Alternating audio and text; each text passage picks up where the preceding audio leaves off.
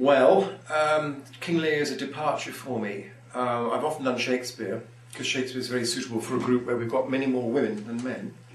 And they're not naturalistic, therefore women can play the men's parts, whereas with modern plays, which tend to be naturalistic, then you can't use women for men's roles. And so it's in the favour of women actors that Shakespeare and his contemporaries are good. I've always done comedies, and never a tragedy. I didn't really trust myself to do a tragedy.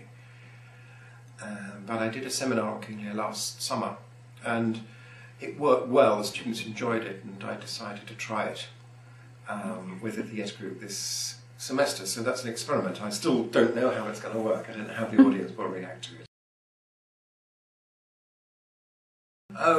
It's what producers would call eclectic, insofar as there's no scenery anyway, but for costumes we're mixing it from medieval to modern, and there's no rule. So but the play itself is pretty timeless. It doesn't make reference to time. King Lear never existed. He wasn't a historical character.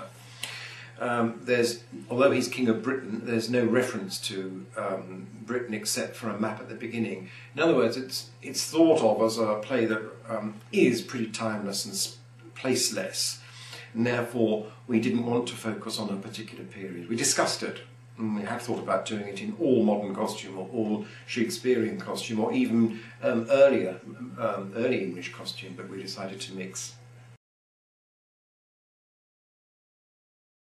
I find Shakespeare is a happy challenge. There are almost no stage directions in Shakespeare, so the director has to do, and the actors have to do a lot of, put in a lot of their own imagination to work out how best to do it, which leaves them a lot of freedom.